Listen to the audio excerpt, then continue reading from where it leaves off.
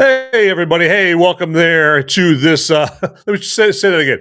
Hey, everybody. Welcome here to this latest episode of Movies Merica. Spoiler warning. And I am here to talk about a little bit more migration or man, I am just flying and operating on all cylinders tonight, aren't I? So, Greenland to migration. Okay, so that's what we're talking about here. Maybe I should do that thing where you just like to take 10 deep breaths. Woosah. Okay, there we go. I can feel my brain and my mouth kind of reconnecting again right there. Okay, but so yes, as always, I am your humble host Van Ebert, and I want to welcome my movie maniacs and my fellow freedom fueled film fanatics here to this latest episode here, all about Greenland to migration. So that's the tease, and we're gonna get into more of that movie here right after this.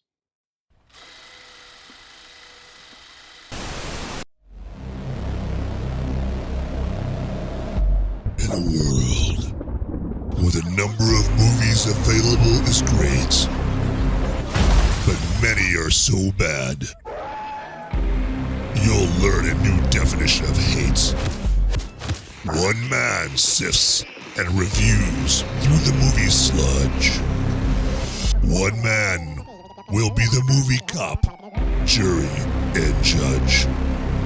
He goes by many names, but you know him by Movies Merica.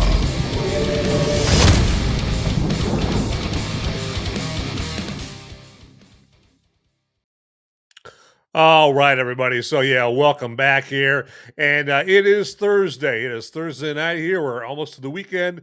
It's Thirsty Thursday. And as a part of watching this show here, it's mandatory that you guys have a good time and that you relax and kick back and just kind of just shake off the stresses of the day, of the week. And boy, has it been a fun beginning of of this year so far. So hopefully, this show provides you with a little refuge, a little oasis away from the shitstorm that a lot of people see here and that kind of thing. So I mean, because we're talking about movies in here, friends, right? I know that. Basically it's going to be very casual, very fun. We're talking about movies.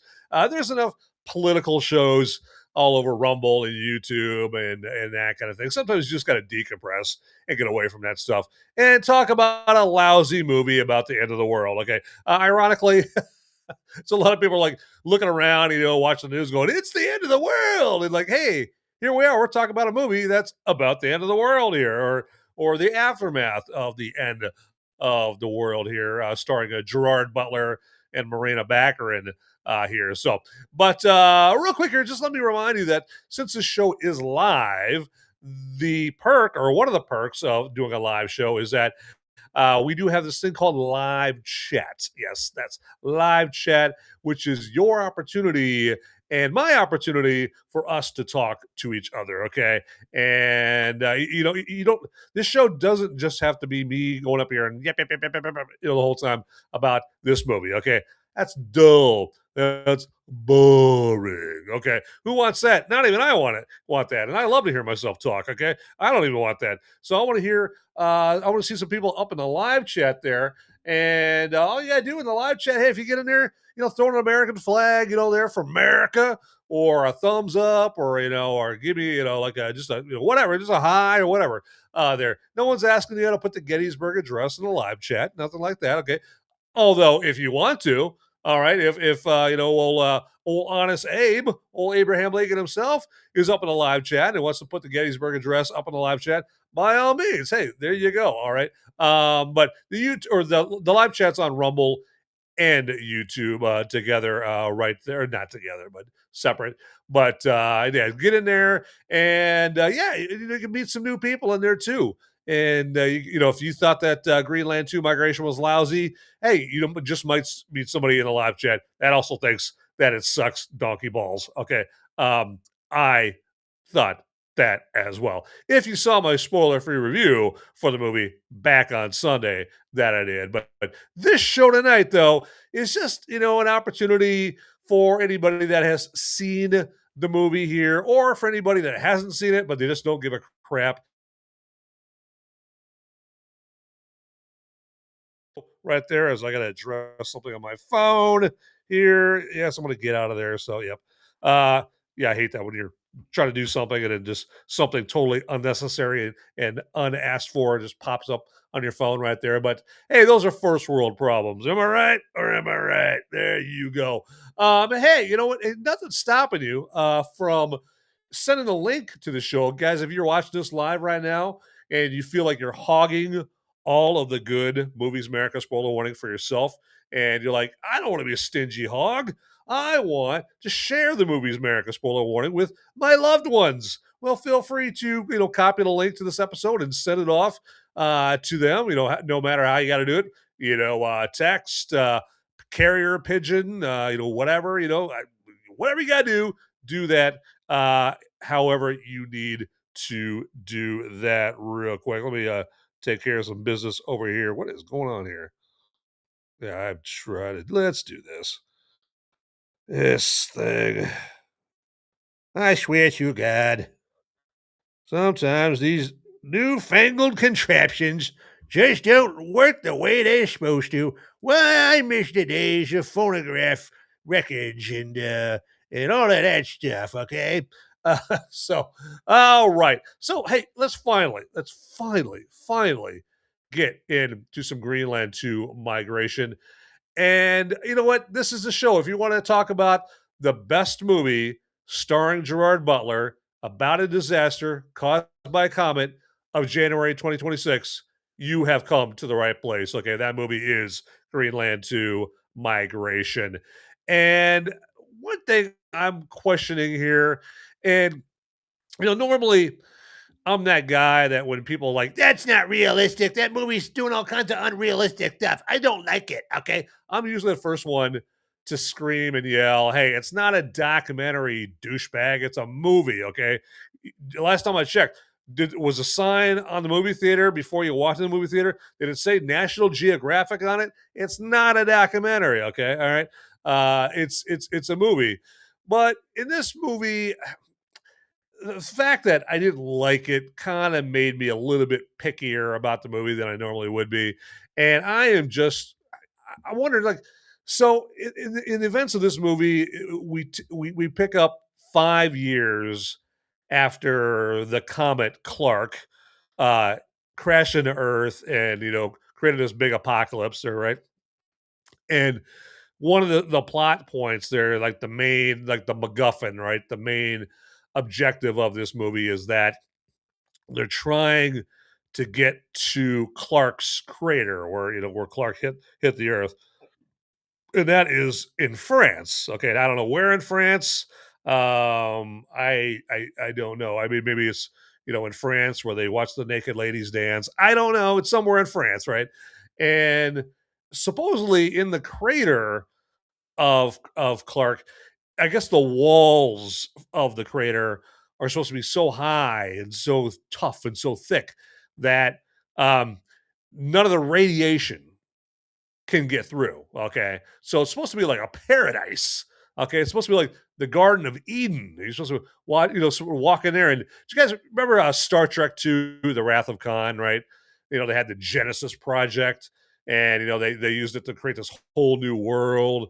And you go into this world, and it's just lush vegetation, it's jungle, and you walk around, and oh, hey, there's some delicious fruit I can eat. That's pretty good. Oh, there's some more fruit and some more food I can eat. Oh, what a lush paradise! This is fantastic. It was like that, right? And so I guess that supposedly is how the inside of the crater that Clarke made is supposed to be. But I'm wondering, like, okay, it's only been 5 years since the crater hit. How in God's name can you create this Garden of Eden paradise in the crater of a meteor impact in 5 years? Makes no sense whatsoever. I don't get it. Okay, like we have like the big crater out in Arizona, right? Why does that not have like any signs or semblance of lush vegetation? there nowadays. I mean, you go to that crater in Arizona. I mean, and I've been there. It's not a lot of vegetation. Okay, not a lot of vegetation right there. I think I've seen more vegetation on an ant farm than I've seen in that crater in Arizona. I don't get it, but again, this movie, you're supposed to suspend your disbelief. And I mean, big time suspend your disbelief in thinking that this crater is going to have, just all this vegetation and jungle and we're going to see Tarzan, just swinging from the trees because it's a big jungle there. So I don't know. Maybe I don't. Maybe I didn't know. Like comets, they have like this jungle creation property inside a comet. So wherever it lands, it just creates this big Amazon rainforest or something like that. I don't know, but hey, you know what? Who won't have to worry about that in this movie? That'd be Gerard Butler's character of John Garrity. He will not have to suffer through another Greenland movie because if you've seen the movie, you know that John Garrity, he did. He did. All right. He's gone. Apparently, stupidly enough, um, he was in the bunker, and at the beginning of the movie, they show him he's out on some expedition, gathering supplies and that kind of thing. And, when we find out when he confesses to his wife that he knows he's dying because, throughout the beginning of the movie, you hear him coughing and, if you have more than two brain cells to rub together, you can kind of see where the movie's going. Like, oh, he's coughing a lot. Okay, I bet eventually he's not just going to be coughing. We're going to see him coughing up blood in a sink somewhere, and then eventually we get to that inevitable scene that pretty much 98% of the audience saw coming, where he's in a bathroom, he's spitting up blood, he's coughing up blood in a sink. That's when his wife comes in and he's got to spill the beans right there and just say, "Hey, honey, yeah, I'm dying. I talked to the doctor, and yeah, he said I'm dying, and I've got maybe like a month or something like that, or whatever, or 4 months, or however long he said that, right?" And it just begs the question, like, okay, didn't anybody know that when you go out there, even with a mask, that you're gonna get exposed to radiation? Like, didn't they have like just some kind of what is those Geiger counters or or whatever? Or, it's just something to measure radiation, right? Um, that whenever he would come back from each expedition, they'd kind of measure radiation because when he comes back, they're hosing him down. They have him going through the whole hazmat thing. They got the eye wash stations and the showers and all that stuff he's going through, and nobody thought throughout that whole process to get some kind of instrument to measure radiation. I know if you're watching this right now, you're like, someone's screaming at the screen, the name of the the name of the instrument you would use to measure radiation right there. But nobody did. Nobody did that, and so he says like, well, I guess I went out there one too many times or too many times on those expeditions and got too much radiation, and so I don't get like how no one would tell him, hey, you know what, you might get irradiated to the point where you're gonna die. So hey, it's your choice. Do you want to limit how many times you go out there? Should we like maybe rotate some people out there and that kind of thing? So you're not the only one going out there, and then also like why? I mean, the guy's supposed to be a bright guy, right? He's an architect, right? That's one of the reasons or that is the reason or he's an architect or an engineer or a little of both. That's why he was chosen to get the pass, right? He was one chosen to get to be taken to the shelters, right? And so he's that smart, but he can't figure out that going out there too many times, not a good idea, especially since I've got a young son, I've got a wife, I've got a family. Why me? I mean, and they didn't just bring me here to the shelter to die of a radiation poisoning. Okay, I mean, just so apparently when it comes to architecture, engineering, very dumb.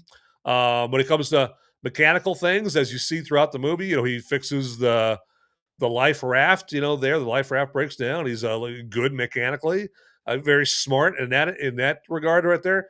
But apparently, he's still too dumb to know that yes, if you go out there too many times out in the irradiated wilderness, yeah, you're probably gonna get radiation cancer, and you gonna die. Okay, and that's exactly what Gerard Butler's character does in this movie. He dies. He did. He did. There you go. So, but yeah, let me know in the live chat there. What you thought of him dying in this movie.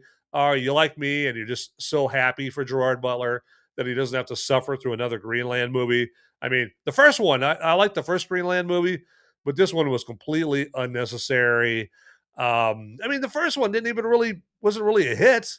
It cost, what was it, like 20 million or something like that for its budget, and it made like, I don't know, like 53 million. I mean, I guess it might have broke even, maybe, but this one is definitely not going to break even. But I'll get into that a little later on here about Greenland 2 migration. So I don't know. Sometimes I just don't get these Hollywood types. I tell you, it's just so crazy. Real quick here, I'm just going to grab a drink of my brewski right here because it's staring at me. And that's my reminder to remind you that, hey, go ahead and drink up with whatever you got here because God knows I'm about to.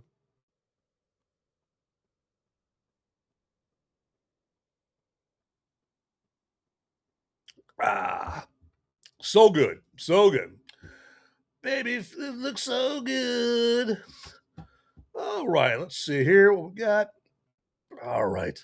Double checking some information over here. I'm multitasking, everybody. I'm multitasking over here. Come on, let's do this. All right. Get on in here. Let's do this. Get that going on there. All right. So yeah, this is what I'm gonna take care of a little house cleaning right here. So because that's how we roll up in this hizzy right now. So okay. Get on in. There we go. Check one thing out here. Nice. Okay. So real quick here, sorry about that interruption. It's again just called cleaning up house right there. But one thing that might tantalize you is that we do have a like button. Okay. And right now you might be going, well, of course, man. I mean, every YouTube and Rumble show has a like button, and you would be right. And I would totally agree with you. But that doesn't change the fact that there is a like button right on down there for your clicking pleasure. Okay, so feel free to get all clickety clickety clickety clickety clickety and click that like button. There we go. I had a verbal stutter there for a second. So yeah, click the like button, and then also if you haven't already, again, stress the phrase if you haven't already, click the subscribe or follow button that's down there as well. And then also there's the notification bell down there, a notification bell button down there, I should say. And if you click that, if you haven't already, then what that's going to do is just going to send you one measly little email each week to your inbox to let you know that there's an upcoming piping hot, fresh, sizzling, delicious, mouth-watering new episode of Movies Merica coming out soon for your enjoyment. So there you go. That's the whole purpose of the notification bell button. And then this is directed towards my viewers that didn't have a chance to watch live and you're just watching the recording of it. Well, hey, you know what? Obviously, you can't live chat with me during this episode, but we can still talk back and forth with each other. But we're just going to have to do it via the comments section. And the comments section is, of course, down below. And yeah, shout out somebody, comment about whatever you want. I mean, it doesn't have to be movie related. Last time I checked, I don't have the ability to stand behind you while you're sitting at your computer and and typing stuff down on the keyboard. I can't control that. You can comment about whatever you want. I just want to hear from you. Okay. So yeah, send it all, man. Love, hate, death threats, movie recommendations, whatever. Okay. Your favorite Gerard Butler movie, go crazy, go nuts right there. So, all right. So let's do this here. And before I get into more Greenland 2 migration, we are going to do that. I just, man, that beer was so good. I already have to have another drink. So,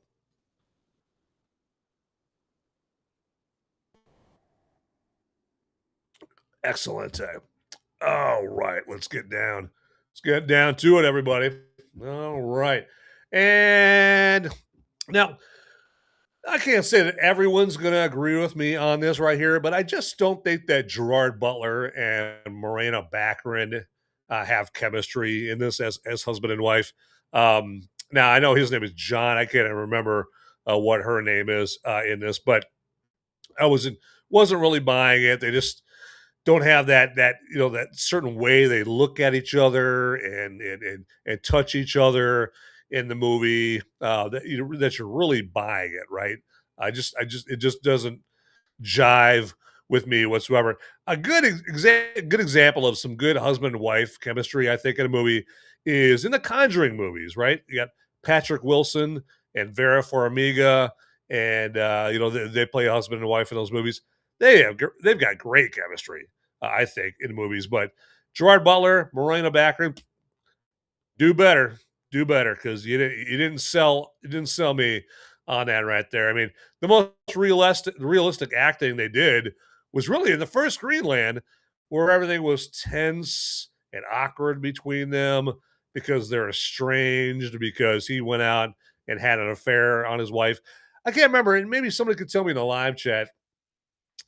I I vaguely remember. I suspect that he's said the reason they had an affair is because they lost a child. I think they lost a child, and he was just so down about losing his child that whenever he would see her, she would remind him of their lost child, or he just wanted to have this affair because he was like looking for anything that to take the edge off the pain of losing a child, something like that. But I might be thinking of another movie there. But either way, I mean, it still doesn't make him having an affair right. Okay, you just don't do it, especially in that situation right there, where if it was the fact that they lost a child, uh, don't you think that you're adding to your wife's anguish that she's already going through due to a lost child? You're just adding to it by finding out, by her having to find out, oh, hey, yes, uh,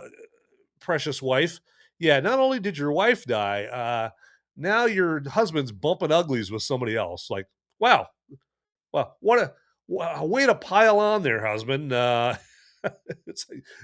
I don't think this is going to be a year. She's going to soon forget. All right, it's all this bad news is making a mental imprint on her, and not in a good way whatsoever. So, but that was part of the. It did make like for an interesting part of the first Greenland movie because they don't have chemistry, but I did like how they wrote into the story that yes, there's distrust there because of his affair, and and they're estranged. But once they have to work on this common objective, which is to survive this world destroying, this extinction level event situation, and on top of that, the biggest thing, they have to protect their child, and as part of like getting into these shelters, then in all of that, they start bonding and growing together, growing closer and closer together, like they were before, because they have this common purpose. And with protecting their child, I'm sure it reminded them, oh, this is not just a child. This is our child. It's like I made this child with you. You made this child with me. Like it or not, we're always going to be bonded. And that's the thing about life, right? You have a child with somebody, and however it goes between you two, that doesn't change the fact that you're always going to have like this connection right here, this little proof, this human evidence that you guys are connected there. So all that said, I just thought that that was kind of an interesting relationship subplot to the story of the very first Greenland there. But then that's like but you're past that, right? When you're watching Greenland 2 migration. So now it sounds like I'm just totally, just dropping turds all over this movie, and I am, because it deserves it for the most part. I mean, this isn't a movie that I hate. It's just a movie that bored the shit out of me, right? And but I will give it I will say one good thing about it. There is a scene where, well before they get to this area that this scene takes place in, they're constantly being told that this area close to the crater, the crater of Clarke, the crater that Clarke made, that there's this area like on the borderlands of going to Clarke that is just an area just full of like just death and destruction, because there's this intense heavy fighting for control of the resources around that area, I guess, or maybe even in the crater right there. So you got all these groups, all these armies fighting each other in this deep, lush forest there. And when they're going through that intense battling, with rounds and bullets flying past them and whizzing past them, like just just numerous, massive amounts of bullets, just whizzing by their heads, with tracer rounds, and you got mortar rounds going off and explosions and that kind of thing, and they're having to zig this way and zig that way and zig that way, and try to avoid getting shot or blown up or losing a limb or something like that.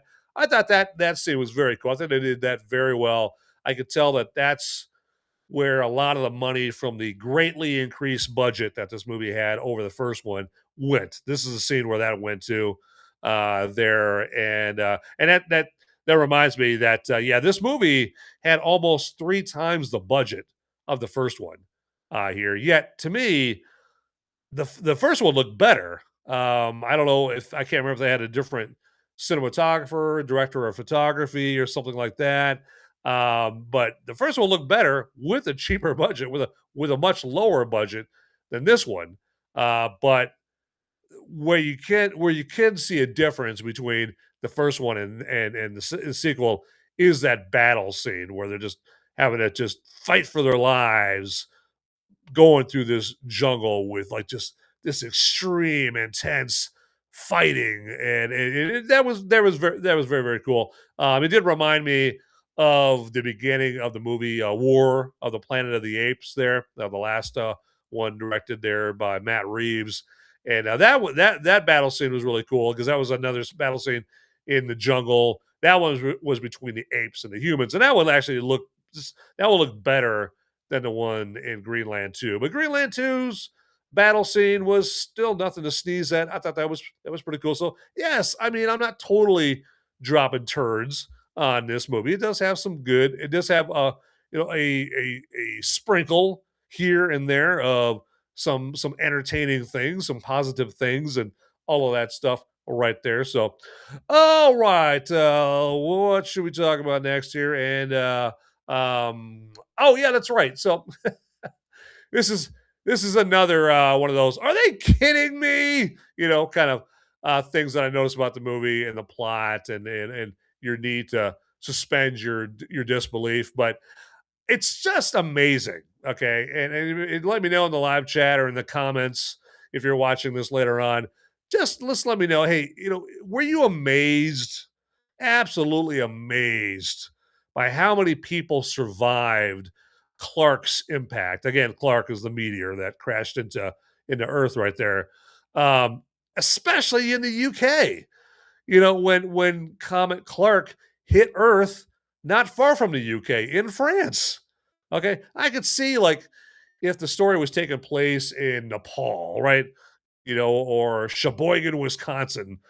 These places that are far, far, far away from France, right? And then I'm like, "Ah, okay, all right. There's some cheese eating, Packer fans in Sheboygan, Wisconsin that survived. Okay, because Wisconsin is about as far from the land of croissants as you possibly can get. The UK though, not really. The UK, it's just got the English Channel between it and in France, and that English Channel ain't that big.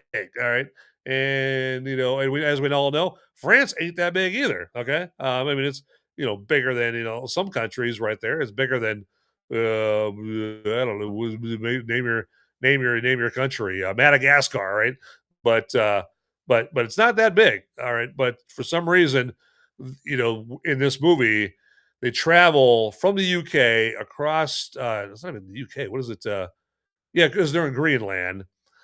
So yeah, so they get to Green. Yeah, so they travel from Greenland to the UK, and when they get to the UK, yeah, there's like just people walking around, and you still got functional cars. The roads, you got some roads that are still in halfway decent shape. After 5 years, it doesn't have like vegetation growing over the road, or the road isn't all just torn up the crap or anything like that. So like yeah, that's another one of those suspension of disbelief situations right there. Like, okay, I guess Clarke wasn't quite as impactful as we would have thought. And it's not like one of those deep impact situations where Clarke was like the smaller of two comets or two meteors or anything like that. Like this Clarke, the part, the one that really tore Earth a new ass. That was the biggest part of the comet that basically came by Earth, or came into the vicinity of Earth. And then as you learn through the movie, uh, just because the biggest part of Comet Clarke hit the Earth, there's still parts of the comet still in the Earth's atmosphere, and it's still if the conditions are right, it still comes down. They still have big enough portions, or big enough portions of Comet Clarke that hit the Earth and cause just catastrophic damage here. But anyway, all that to say is, yeah, I just thought it was totally unrealistic how many people just survived in the UK, given the proximity of the UK to France, and where Comet Clarke actually hit Earth right there. I was like, all right, okay.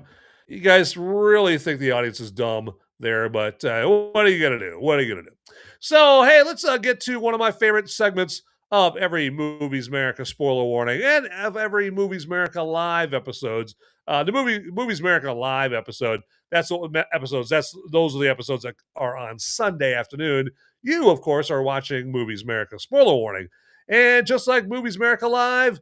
Movies America spoiler warning has this thing called Brew Review Time.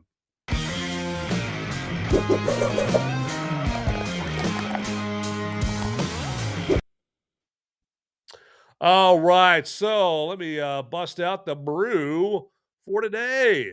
And this sucker comes to us from Minnesota. Yeah, Minnesota. Not that Minnesota's been in the news anytime recently or anything. Yeah. So this comes to us specifically from Champlin, Minnesota, which I thought I knew Minnesota pretty well, but I don't even know where Champlin, Minnesota is. So hey, in the comments or live chat, hey, anybody knows where Champlin, Minnesota is? Educate me, okay? I'm suspecting maybe it's a suburb of Little Mogadishu. I'm sorry, the Twin Cities. There, you never know, but who cares? We're here to talk about this beer here. And this is their Elm Creek Simple Fresh American Lager. That is right. And this is brewed with Minnesota grown and malted pale malt from Vertical Malting. I guess there's a place called Vertical Malting there. And is actually hopped with cluster hops. Okay. And then the flavor. Now they say the flavor is of toasted bread, cracker meal, and a light citrus spritz. Okay. And they say it exactly like that. So now let's see here. I'm going to take another real quick drink. I'm going to take a big old tug or something like. Anyway, I'm going to drink it.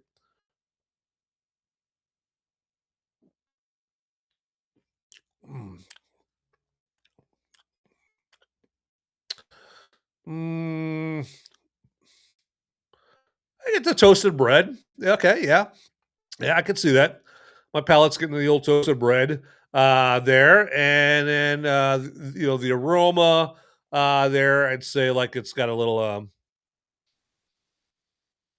You know what it almost smells like? Just like a very subtle smell of popcorn. Okay, and not buttery popcorn. Just plain old popcorn. It's got like a sweet hops nose to it. Part of the nose right there. Yeah, really getting that that plain old popcorn smell, which smells fantastic. I mean, I don't even like popcorn, but I like the smell of popcorn there. So and that's some like a toasted malt as well, which would explain the toasted bread flavor there. So and I don't like to just talk about the taste of the brew. Also, want to let you guys know like what foods that this pairs well with, and this is going to pair well with burgers, hot dogs, French fries, onion rings, tater tots, fried fish there. What else there? Like, oh, we got I say like chicken wings. I mean, because who's ever refused a big basket of chicken wings and some beer, right? I mean, it just goes together, like a horse and carriage, right? There you go, and love and marriage, right? But so those are good. So those are some good foods that this simple, fresh American lager would go very well with, right there. You know what? Allow me to throw pizza in there as well. So specifically, like spicy pizza. Like if you like jalapenos on your pizza, there, or if you like to throw a lot of crushed red pepper on your pizza right there. I could see this washing that down very well right there. So, and since it's a lager, it's going to have a lower alcohol by volume than other types of beers right here. So this is comes to us at 5% alcohol by volume right there. Okay, but I'm going to take the liberty of taking another drink, and because it's my show, I can do that. So there you go. And hey, drink up on whatever you guys are drinking there. Don't let me stop you. So.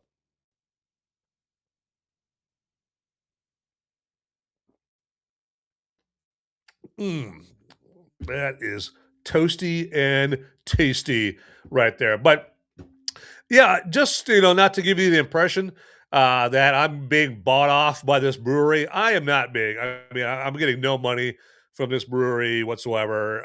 It's a completely above board, objective review here. Now you might be saying, "Hey, Van, you're on quite the roll here lately with all your episodes and all your brew review times," because it seems like it's been a while since you've really dogged on a beer here. And you know what? You would be absolutely right.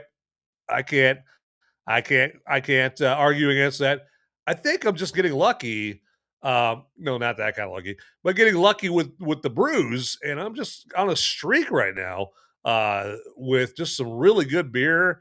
And you know what? I'm not gonna fight it whatsoever. Okay, I am not gonna fight it. I just keep the good old brews coming there. But you know what? Obviously, and if you are thinking right, if you're thinking straight right now, you're asking yourself, hey man, how can I get some of that beer that Van just reviewed? Well, let me tell you here, some possibilities, some possible ways you can get your hands on, this right here. So you could go to like the app called Open Bar on your phone, or there's GoPuff.com or Uber Eats. Uber Eats doesn't just deliver grub, also delivers brew as well there. So those are some possibilities that you can use right there. Because again, I don't want to hog all the good brew for myself because that's just a swell kind of guy that I am. All right, there you go. All right, vote Ebert 2024. Let's try again. 2026. There we go. All right, but with that here, that has been brew review time.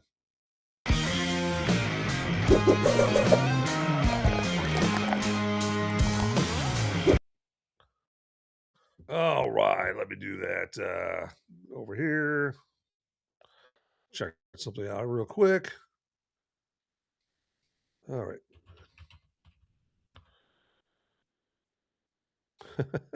A little house cleaning here again.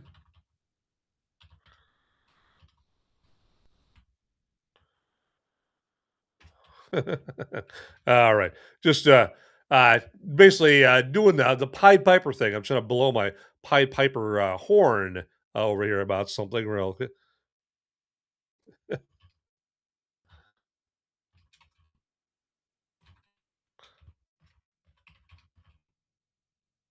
All right, let's see here. And if you have a good hearing, you're hearing my terrible, terrible typing. All right. Let's see here. Coo, coo, coo. All right. Let me see real quick here. Just try this one other place as well.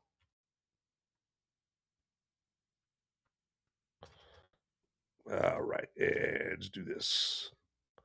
Emoji. All right. Nice.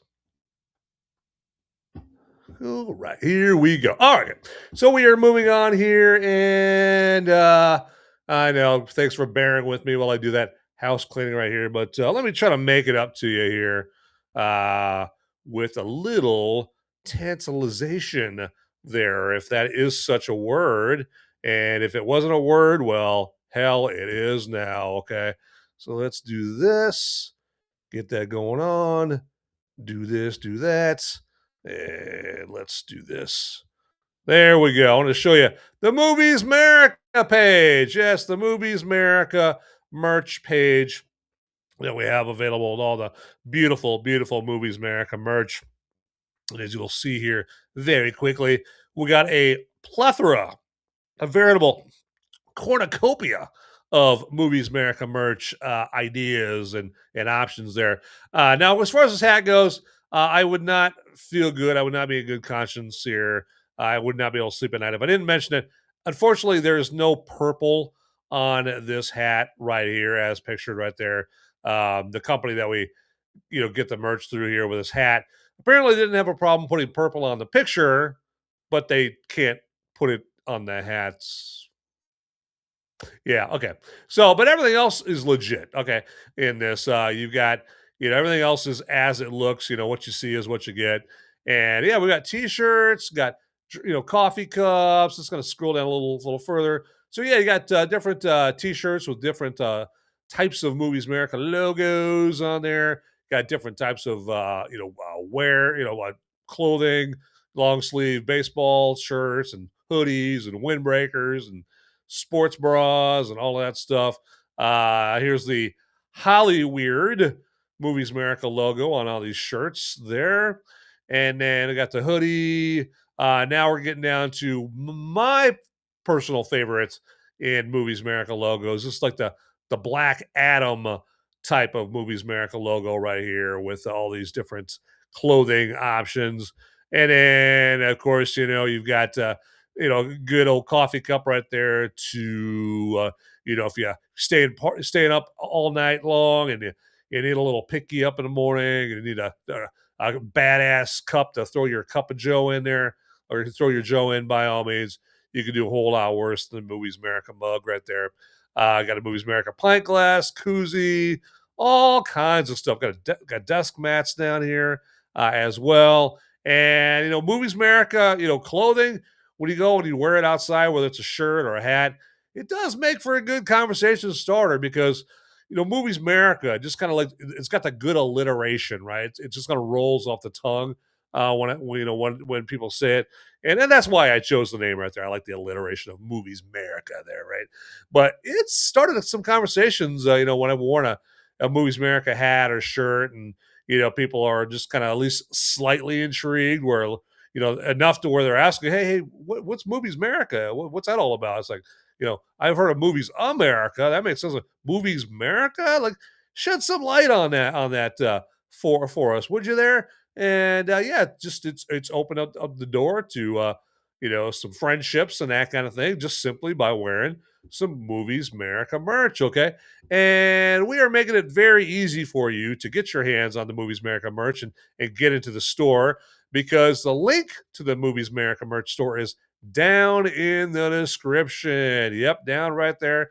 check that out and hook yourself up today. All right. Enough about the Movies America merch right there. But yeah, hook yourself up or, hey, give the gift of Movies America right there because nothing says, I love you, Grandma, like a Movies America hoodie or whatever you want to get there at the store. All right. So there you go.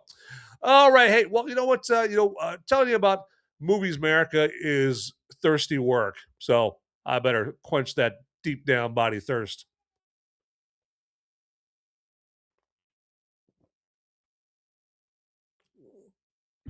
All right, let's do this here.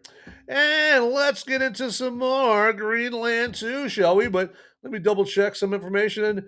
Hey, we've got my Kimosabe, my BFF, and all the world beyond formal in the live chat going, you, or is it yo? Yo, Adrian. Yo, I ain't heard no bell. Cut me, Mick, cut me. All right. Well, hey, good to see you, Beyond Formal.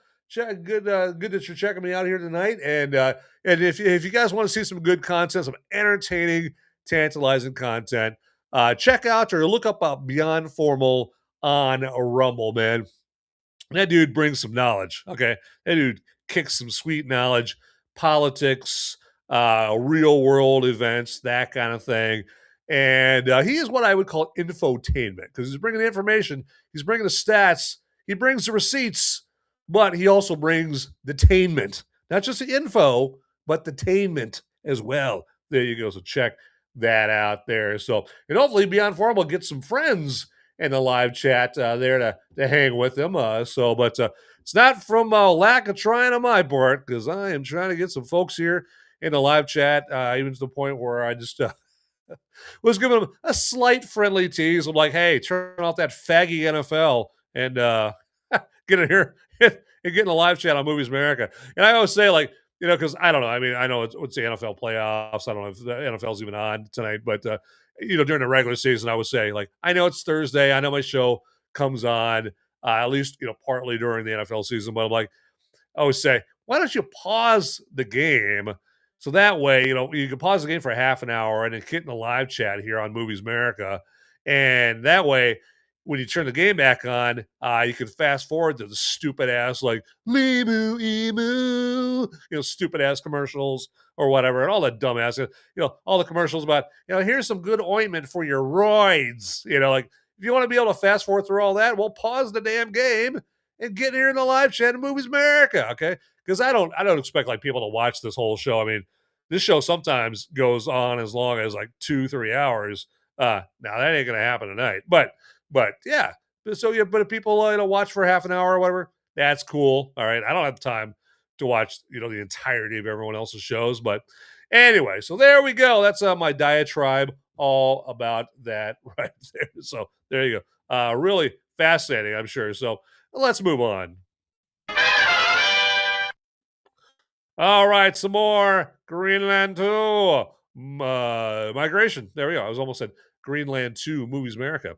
That would not make sense. That would be incorrect.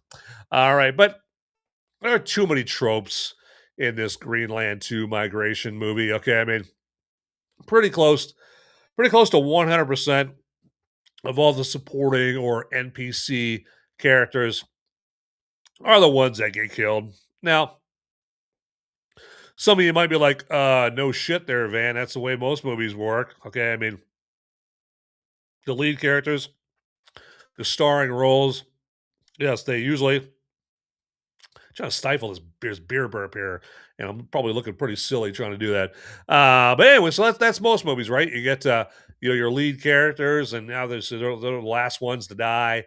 Every once in a while, you get a movie or a TV show where they really want to shock the hell out of you, and they kill off one of their lead characters like pretty damn quick in the movie. There's been a few examples like that. So, or at the end of the movie, they kill them off. Somewhere in the movie, they kill them off, like the Departed.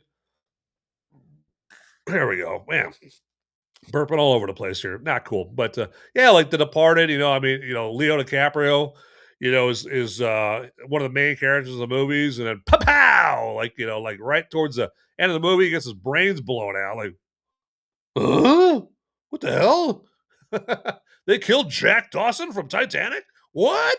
Okay. So, but not in this movie. This movie follows the trope pretty closely, except for, of course, like I mentioned before, Gerard Butler's John Garrity character it dies in this movie. Okay, I don't say he gets killed. He just dies. He dies from like radiation poisoning, so he gets cancer or something like that. So, um, but yeah, it's just there's these big like cataclysmic apocalyptic events. Like a big meteor shower or something like that happens, and the meteors, the fragments, they all just happen to hit all these NPC characters over here, but never the three main characters of the movie. They just kind of just weaving out, and they're dancing in between the raindrops and all of that stuff right there. But you know what? A lot of people, like I said before, you would just say that's movies, there, Van. Hey, have you been to a movie before? Like, hey, Van, movies, Van. There you go. So it's kind of a characteristic of most movies right there. And then there's the other trope of the dying character. In this case, Gerard Butler's John Garrity character. The dying character just makes it to the happy sanctuary, the paradise that is the final objective that they're trying to get to. Just makes it to the happy sanctuary and then just suddenly dies at that point right there because they've made it. All I wanted to do is stay alive long enough to get my loved ones to this paradise, this refuge, and now that we're here, I can rest. Okay, and another movie that I've already mentioned here today in this episode that does the exact same thing is War for the Planet of the Apes, and of course I'm talking about how Caesar, uh, basically he gets hit with a bullet or something like that, and he just makes it to the refuge, right, that they're trying to get to in War for the Planet of the Apes there. And then once they get to the paradise, the sanctuary, then Caesar sadly, passes away right there. So it's just a common trope they see in movies right there. And it's not just me. Cynical movie watchers will laugh, absolutely laugh. They will laugh at all the plot conveniences, all the plot contrivances in Greenland to migration. Just you just got to know what you're in for with this movie. Where the very first Greenland movie was a breath of fresh air. It was a nice surprise. I mean, I didn't see it in the theaters, but I saw it on streaming for the first time, and I was almost regretting that I didn't see that in the theater because the first Greenland was just like, wow, okay, I wasn't expecting much, but this is pretty good. I mean, this is a tense, taut, emotionally riveting thriller, about the end of the world, and it's got a lot of emotion in it. Like, all right, okay, all right, I enjoy this. I'm glad I watched this, and since the first time I watched it, I've watched Greenland, the first one, 2-3 times since then because it's just that intriguing there. But yeah, Greenland 2 Migration, not that movie, not that movie whatsoever. There, so and I don't know. I've been on X, and you search for Greenland 2 Migration, and you get a lot of posts, and it's a lot of people like, man, I was really amazed. The Greenland 2 Migration. Oh, this is really good. Oh my god, this is revolutionary. This is life changing. So great. And I just immediately just brush them off as what those people are, shills, straight up shills. Right? No way that anybody in their damn right mind is gonna write a post about Greenland 2 Migration being life changing. Come on, like get out of here. Like, if you're gonna be a shill, kind of like be a little more subtle about it so that it's a little harder to tell that you're a shill. Like just yeah, just take it easy, dial down the superlatives a little bit, and and that kind of thing. So, and you'll be a little harder to detect and not make it so obvious that you're an outright shill there. So, and also, I mean, this movie was a meteor-sized bomb at the box office. I mean, it only opened out like what 8.5 million or something like that. That was, yep, yeah. You got to do better there. You got to do better, Greenland 2 migration. And so it didn't take long into 2026 for us to get our first bomb of the year, and it's a comet-sized bomb at that right there. So yeah, this movie cost what 90 million, where the first one cost like 20 to 25 million there. And I think this one opened up, well, I can't remember how the first Greenland opened up. This one might make more money. And so it has to beat 53 million or around there. That's what the first Greenland movie made. But even if it just, barely beats the 53 million on the first one, it's still going to be a massive bomb because again, like I said, the budget is 90 million. That doesn't even include marketing, okay? Where marketing is usually around half your film budget, okay? So that's why they say you have to make your budget and a half uh, in order to break even. Okay, so you have to have enough butts and seats where you make the budget for the movie, the film's budget, and the marketing right there. So the film's budget and a half to break even. This movie not going to do that. Not going to do that. So, but hey, you know what? Make a better movie, man. Excuse me. Woo. That cough is telling me I got to drink some beer here, so I better do what it says.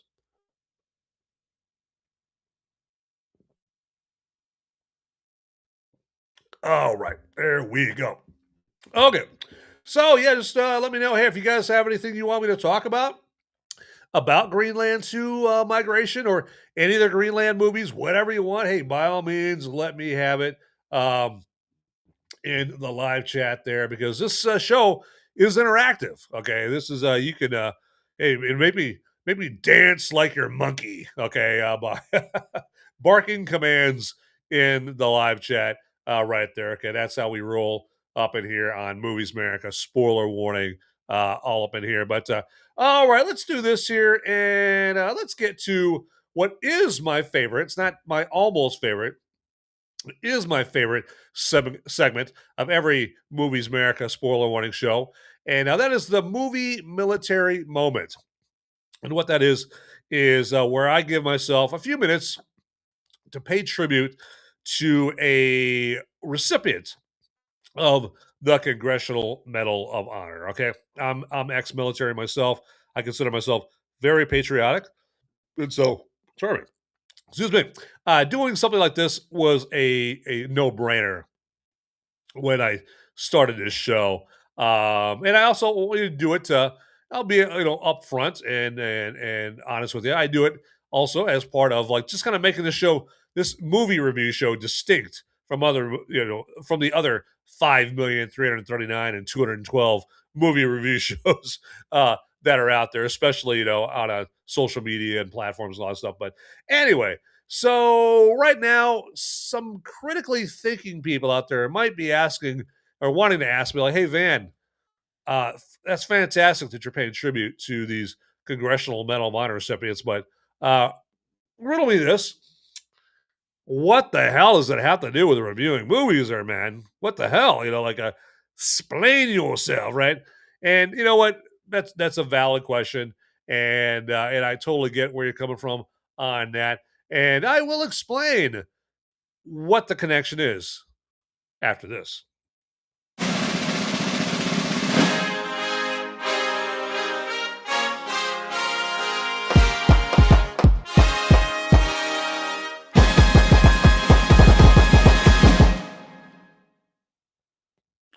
All right, so it's explanation time. There we go. Let's try that one more time. And so the connection between reviewing movies or just movies in general and me paying tribute to these Congressional Medal of Honor recipients is that, think about it this way. So if you are awarded the Congressional Medal of Honor, you didn't get it for being the best letter sorter at the base post office. for being the best, boot polisher or whatever. Like, he didn't do it for being the best, the best cook at the base chow hall or something. No, you got it for doing something like, you're at Iwo Jima, right? You're a Marine. You're charging the beaches of Iwo Jima, and you've got Japs all around you. They're just spraying rounds all over the place. They're throwing grenades. They're out there with their flamethrowers. When they're not doing that, they're pretending to surrender, but at the same time, they have a grenade underneath their armpit that they're hiding. And once you get really close to them, they boom, they blows you up, right? All this death and destruction and 7.1 million ways to die on the beaches of Normandy. And you're a Marine, you're a young Lance Corporal, you're a Marine, and you're charging up the beaches, and you've got your BAR, your Browning automatic rifle, and as big and as much ammo as those things can take, you run out of ammo eventually, right? And so you're like, oh my god, I got my BAR, I might as well be a paperweight. Time to throw that away. Then you got your little sidearm, your little 1911. You expend all the rounds out of your 1911, and pretty soon, all you got is your K-bar knife and one grenade, all right? And you've killed like 50 Japs, right? Okay, and you've evacuated 3 or 4 of your brothers, to the medic, to the corpsman, for them to get medical attention and whatnot, all, while imperiling your life, all while just putting yourself in mortal danger. And so, yeah, you find yourself there. You just got your K-bar knife and your one grenade, and you see your friends over there, and they are kicking ass and taking names, man. They're mowing down Japs, like it's nothing, right? Like they're giving away gold coins for every Jap you kill. But then you see over here, you see this pillbox over here full of some more Japs, and they are about to mow down your friends over there, right? And you're injured. You got like injury to your leg. You got like half your friggin', your elbows blown off, and you're losing blood and all that. And so you see those Japs over there who are about to just spray your friends with bullets and take them all out, and you make the decision to make the ultimate sacrifice. And you jump in that pillbox, and you're stabbing, and you're also pulling on your grenade, and that grenade detonates, and it takes you out, but it takes out all those Japs in that pillbox, and all your buddies over there, they get to live. Okay, you enabled them to where all of them, or most of them, or some of them, get to go home to their mothers, to their wives, whatever, right there, all because of your heroism, right?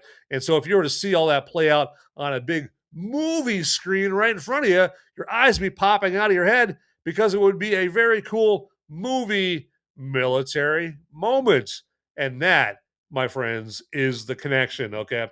But so let's get right here. Let's not make our honoree wait any longer, all right? Although I'm pretty sure this honoree is no longer with us here, unfortunately, there. So, but our honoree for this movie military moment is one Private First Class Mike Colalillo. Hopefully I'm saying that right. Colalillo or Colalillo there. Again, apologies if I'm butchering that last name right there. But he fought in World War II, and that's where his action took place that got him the Congressional Medal of Honor. And so I'm going to tell you more about Private First Class Colalillo here. But first, we need to get the good old Private First Class, some good old movie military music right there. Movie military moment music, I should say. And I think he deserves it.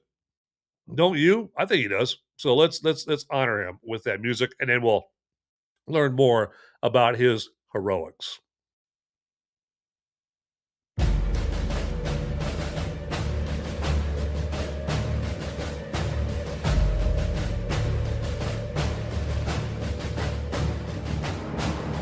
This is the movie military moment. And on this movie military moment, we pay tribute to Congressional Medal of Honor recipient, Private First Class Mike Colalillo or Colalillo. And let's learn more about what the good Private First Class did to become a recipient of the Congressional Medal of Honor. He was pinned down with other members of his company during an attack against strong enemy positions in the vicinity of Unterfriesheim, Germany. Heavy artillery, mortar, and machine gun fire made any move hazardous when he stood up, shouted to the company to follow, and ran forward in the wake of the supporting tank, firing his machine pistol. Inspired by his example, his comrades advanced in the face of savage enemy fire. When his weapon was struck by shrapnel and rendered useless, he climbed the deck of the friendly tank, manned an exposed machine gun on the turret of the vehicle, and while bullets rattled about him, fired at an enemy emplacement with such devastating accuracy that he killed or wounded at least 10 hostile soldiers and destroyed their machine gun. Maintaining his extremely dangerous post as the tank forged ahead, he blasted 3 more positions, destroying another machine gun emplacement, and 7 all resistance in his area, killing at least 3, wounding and undetermined number of riflemen as they fled. His machine gun eventually jammed, which secured his machine gun when he came through to continue his attack on the road. When our armored forces exhausted their ammunition, they turned to oppose him. He remained behind to help seriously wounded comrade over several hundred yards of open terrain, cracked by an intense enemy artillery and mortar barrage. I guess proximity and fiery courage, Private First Class Colillo gave tremendous to his company's attack. Killed or wounded moving on the enemy in their fighting and assisted a wounded soldier and reaching the American line and greatness to his own life. And we salute you, Private First Class Colillo, for what you did for your fellow soldiers, for us, for country, and you so greatly deserve the Congressional Medal of Honor. Can't say enough about you. And that has been the movie Military Moment.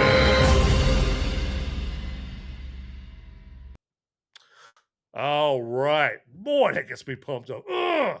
Gotta run through a wall right now, I tell you, man. All right. That's, like I always say, that's one of those things you read those citations, and it really honestly makes you ask yourself, like, what did you do today? All right. Man, that guy was a badass. Okay. And and again, if you happen to know, like, the family or friends of, Private First Class Colillo, and you think that they would get a kick out of someone paying tribute to their loved one, hey, just send them the link to this episode, and so that way they can watch, this knucklehead over here pay tribute to their loved one right there. So it's well worth it. I love doing it. It's fantastic, and it's the least I can do there for just our bravest among us. So, but yes, that has been the movie Military Moment.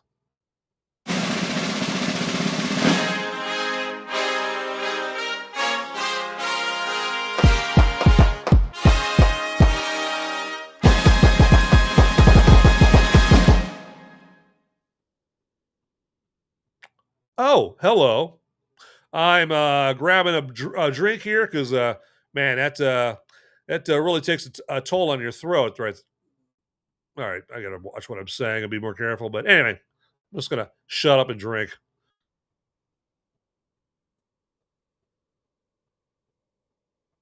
Excellent day. All right, so right here this is the point in the show where I kind of mildly embarrass myself and throw the honor of my family name right out the window, even more than I do otherwise throughout the rest of the show. And I say that because this is where I kind of beg for money. Not really, but this is just where I let you know that if you are so inclined and you want to throw a buck or two my way, well, this is where I tell you like how you can do that, okay? And that's only if you appreciate anything that I'm doing. If you don't, okay, if you think this movie is, or this movie, if you think this show sucks, then yeah, hey, I obviously I don't deserve your money. But if you are so inclined to throw a buck or two or however much my way, then here's how you do it on Rumble. So on Rumble in the live chat window there, down by where you type in your live chat message, there's a button with a dollar sign on it. And when you click on that, it'll just pop up another window. It'll ask you how much, how much cash you want to throw to this guy here, and that's it. Very simple. Okay. And then on YouTube, it works very similarly. It's just uncanny. It's unnerving how similarly it works on YouTube. So in YouTube, inside the live chat window, down by where you type in your live chat message, there's a button there, but that button has a dollar bill on it. You just click on that dollar bill button.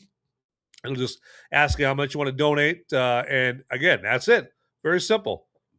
Pardon me. And so again, that's only if you feel I deserve it there. I mean, I watch some shows and I'm like, yeah, this guy doesn't deserve it. Or sometimes they don't deserve it, but I know they're just starting out, and I'm like, okay, let's support them. I think that I could see promise, and they seem pretty sincere. I'll throw a buck or two their way right there. So that's how you do that. But yeah, so just enough of that. Just wanted to give you the full 1-1 on that right there. Okay, there we go. And let's do this here real quick. Let's check something out. Get something going on. Okay. All right. Get this going on. All right.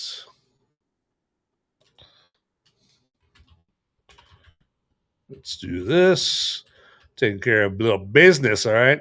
Little BTO. Taking care of business. Now, if you're like of a certain age, like if you're really, really young, you're like, who the hell is BTO?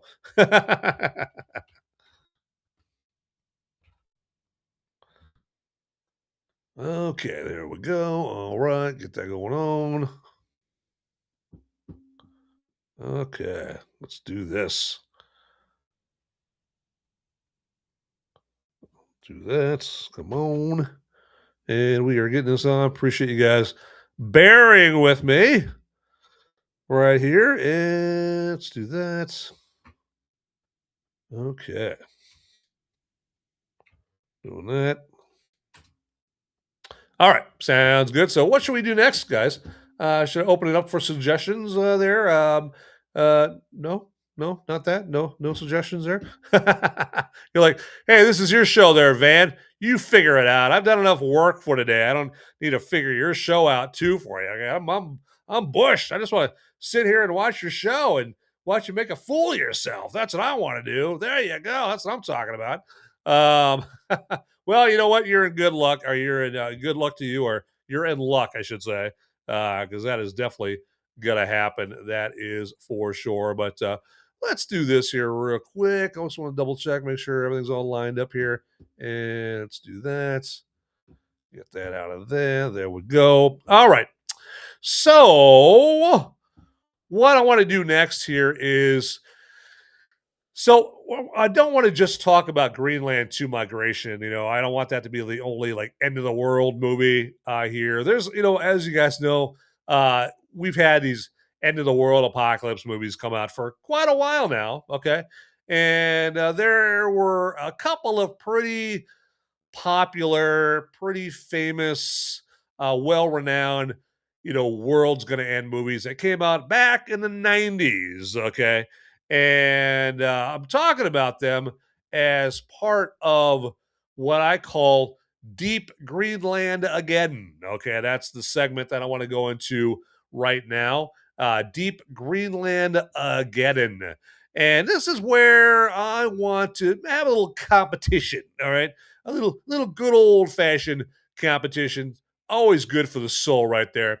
And this particular competition takes place or pits three end of the world movies against each other, okay, in certain categories. And so those three end of the world movies would be Deep Impact, Greenland, okay, just like the two Greenland movies that have come out here, and then Armageddon. Yep, that's right. The movie with that shitty Aerosmith song in it.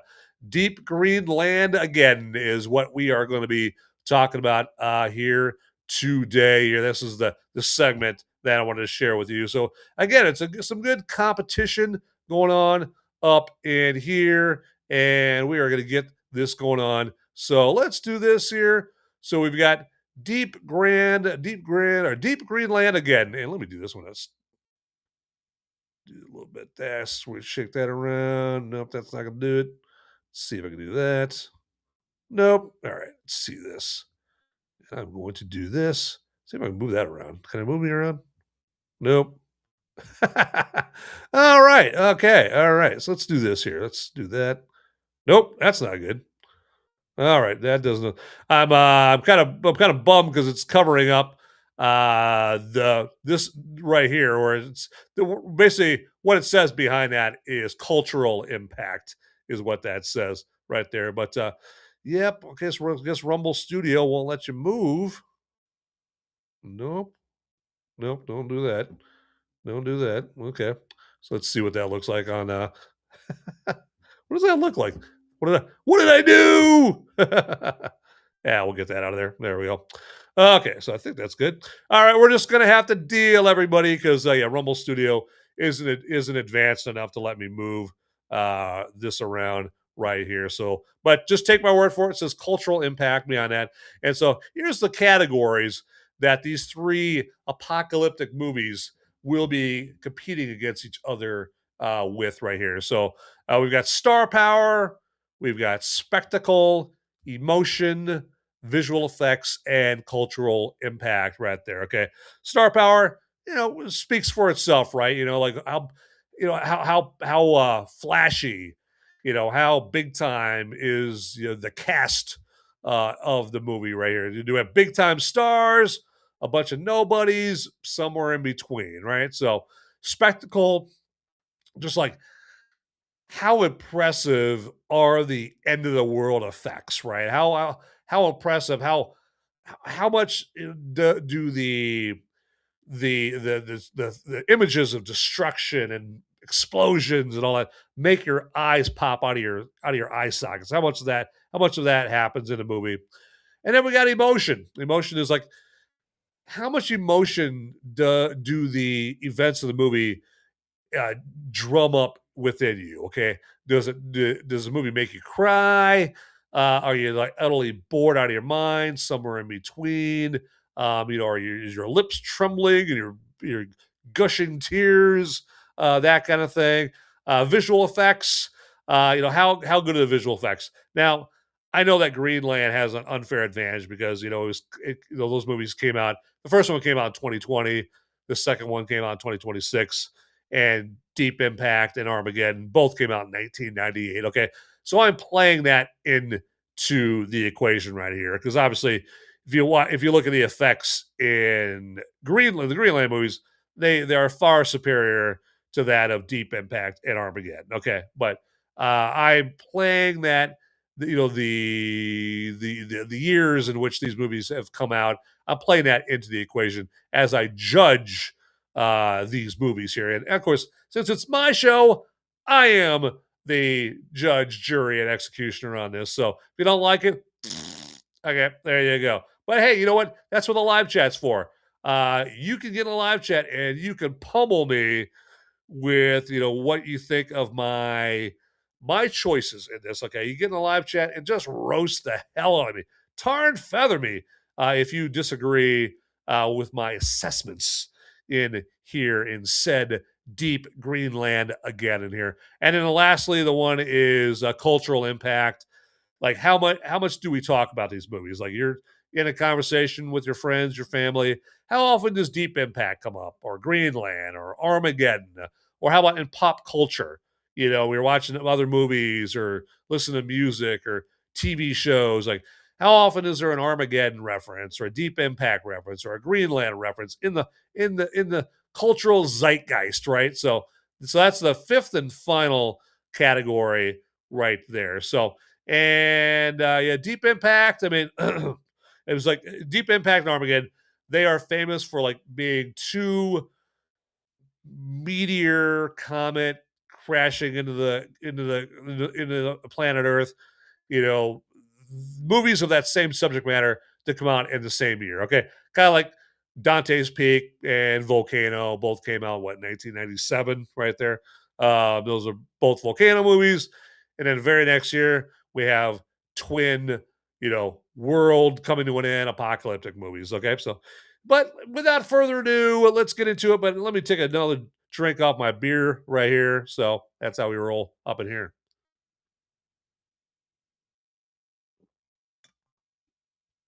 All right. Let's get right into it. So, as far as star power, if I can find my cursor here, where are you at there, cursor? There you go. All right, let's get over here. Let's double check something here. Get this live. All right, there we go. Good to go. All right, so try to get everything in order. All right. All right, there we go. I'm giving up the ghost over here. I'm finding out the hard way what clicking on certain things in here gives away. Okay, so anyway, well, I gave the ghost on that. So as far as like who wins when it comes to star power, so we have Deep Impact. Okay, a Deep Impact. I guess the biggest star in that one would probably be like Robert Duvall. It's a toss up between Robert Duvall and Morgan Freeman. Okay, now Taya Leone plays like the main character. She's like the MSNBC reporter that is hears about this scandal involving I think the Secretary of State or something like that, and the scandal involves something called Ellie, and so immediately this reporter played by Taya Leone, just her mind goes immediately to, oh, he's having an affair with some woman named Ellie, and that's the big controversy, the big scandal, the big story. And so she goes to visit the Secretary of State, and she finds him, like loading up supplies, like he's a prepper up on a boat, right, to get away. And I guess like Secretary, he's like I said, he's a Secretary of State or somebody on like the president's cabinet, and he resigned too. And so she's taking the fact that he resigned, and that her only lead is a name of Ellie. And again, like I said, she's putting two and two together. She's assuming he's resigning because he had an affair with this girl named Ellie. Well, as it turns out, she's investigating him, and then the president, she gets cornered by the Secret Service, and then they bring her to the president there, and then and she's basically she's obviously like, oh my god, that's the president, and the president in this case is Morgan Freeman. Anyway, I kind of went a little too much in the plot on that one right there, but so Taya Leone's in it as well. I'm talking star power. Um, you got Ron Eldard. Nobody really knows who he is. I know who he is because I'm a movie maniac. I got Blair Underwood, from LA Law and a number of other things. I'm trying to think who else is in this. Elijah Wood. Elijah Wood. So that's that's the star power we're working with in Deep Impact. Okay. And then we have Greenland. Okay. So we have Gerard Butler, Morena Baccarin, and that's about it. That's about it for the star power there. Scott Glenn is in the first Greenland movie there. And then we come to Armageddon. All right. And Armageddon, man, this one's got some star power. Okay, it's got Bruce Willis, big star. Billy Bob Thornton, big star. I got Liv Tyler, big star for back then. And then we got Ben Affleck, big star. You got some other names in there that, as of when Armageddon came out, they weren't really big stars. I mean, Owen Wilson. Owen Wilson was nobody, he wasn't the wow guy yet. I mean, he hadn't been in Wedding Crashers and all the famous movies that you know him in. Along Came Polly and what's wrong with the damn dog that he's in right there. So anyway, so yeah, Owen Wilson's in it, but he wasn't like a big star at that point. Michael Clarke Duncan. Excuse me. This was before he played John Coffey in Green Mile. You've got Will Patton. Got who else we got in there? So yeah, pretty much that's the star power. So I'd say Bruce Willis, Billy Bob Thornton. You got Liv Tyler. You got Ben Affleck. And so with that, Armageddon gets the Star Power Award in this competition. Okay, so I think that's just a no-brainer. right there, and especially with Bruce Willis in it. Bruce Willis is bigger than Robert Duvall was a big star in the '70s there, but in the '90s, yeah, he was. He's an Oscar winner for God's sakes. He was in I don't know, Robert Duvall was in The Godfather for God's sakes, all right. But that was a long time. It was a long time between 1973 and 1998, right? But Bruce Willis was at the height of his powers in 1998 there. So that's why Armageddon, gets the Star Power Award for this. But now we come to spectacle. Okay, and spectacle again, like I said before, is like how much like just eye popping goes on while you're watching this? Like how much does your eye how much do your eyes pop out of your head? How often does your jaw drop to the floor with the visuals, the apocalyptic destruction visuals in the movie right there. So we got Deep Impact, and Deep Impact, it's I would say between Deep Impact and Armageddon, since they both came out in 1998, it's kind of like the more cerebral, measured, uh, kind of just more story focused as opposed to being like one big fireworks show. And it really focuses more on like the relationships aspect of like how people would react, right, and how people would interact with each other, and what decisions they would make in the face of their impending doom potentially, right, with this ELE or LE or extinction level event bearing down on them.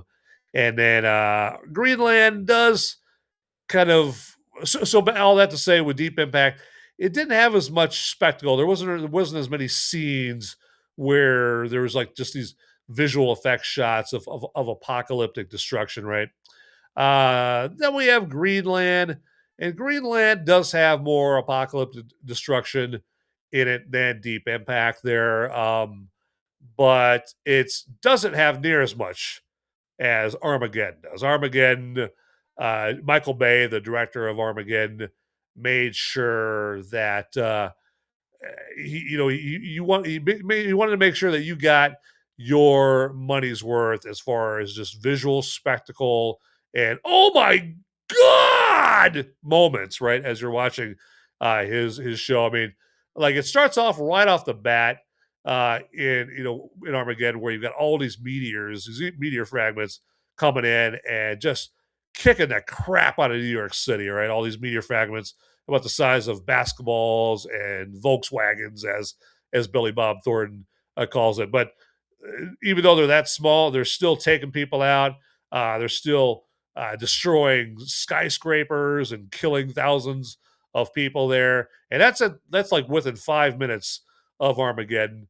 Now in Deep Impact, you really don't get any. I'm trying to think the first time you get any kind of uh, destruction or anything like that. It's pretty much like, I think, not until the very end, really. I mean, not on Earth, by the way. I mean, you get like action involving the astronauts, like led by Robert Duvall. On the Messiah.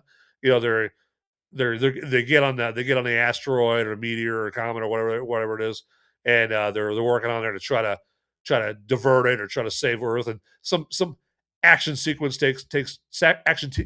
take place there, but nothing that I would be like, oh my god, like my jaw's dropping, nothing like that. Where Armageddon, it's like throughout the movie, they nicely space out the destruction throughout the movie. So you know what? Again, another one for Armageddon. There with the spectacle.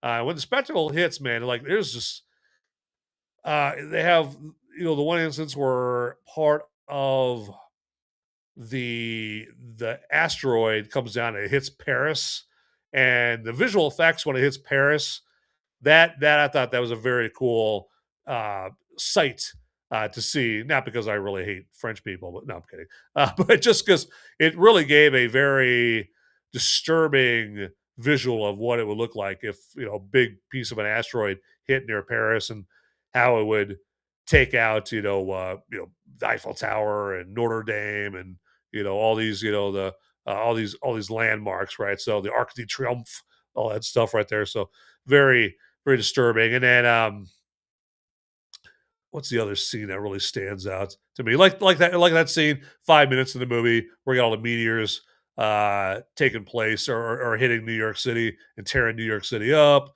Um, I would say also like there's a really cool spectacle when Bruce Willis excuse me, when Bruce Willis and his and the crew and the two space shuttles get up towards the asteroid and just some of the destruction and death that takes place up there, I thought was pretty eye popping. But Armageddon with the second category here, it's got a nice little win streak going on here. But you know what? Will it win every category? Who's to say? Who's to know right here? But after I grab a drink of beer, we're going to continue on Deep Greenland again. Okay, let's see here. All right. So now we're up to emotion. All right. And so Deep Impact. Deep Impact, like I said before, it really concentrates more.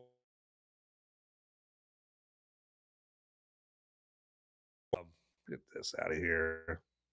Man, I'm getting sick of this over here. Get that out of there. There we go. This phone. There we go. Let's do that. Come on. There we go. Good. All right. Anyway, so what was I saying? That was an emotion, anger about that happening. But like I said, Deep Impact really does. It knows. Well, I should say it knows this, but it does have a characteristic about it, and that characteristic is it really laser focuses on the human relationships that and how those would go down during a time where everyone is like, "Oh my god, this is it, man." People have always talked about the possible, destruction of the earth and earth and humans, dying and going the way of the dinosaur, but I'm living in that time right now. I mean, I've just been told that I've got 2 years or I've got a month or, the earth is going to be destroyed tomorrow. It's all these, how would you act when you're in that situation, right? And so it just shows the dynamic. It shows like Elijah Wood's character is like a teenage kid who's got a girlfriend, he lives with his mom and dad. His character is the one that uh, co-discovered the asteroid or meteor. I can't remember what they call it in Deep Impact, but discovers that, and that he's famous for discovering it. And then his relationship with his mom and dad, and then with his girlfriend's mom and dad, and how they behave. Then you've got Taya Leone's character, and she's explores how how her relationship with her mom, and then with her estranged dad, because her dad divorced her mom and took off with a younger woman there, and so then there's also then there's human emotion between the astronauts that are on the Messiah and then their families that they've left behind on Earth, possibly never to see again, right? So all that emotion, and then and so you get there's a lot of dynamics. There's a lot of fertile ground for emotion in Deep Impact there. So and also like between the president played by Morgan Freeman and his fellow Americans and the world and all of that stuff right there. Then you got Greenland. Greenland, the biggest human relationship factor in that is of course between the Garrity family, right? You got husband, wife, child there, right? And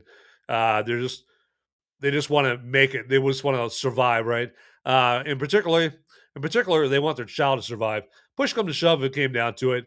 If there was an opportunity to keep their child safe, and they would know their child's going to be safe, but they both had to die, they would do it without even thinking.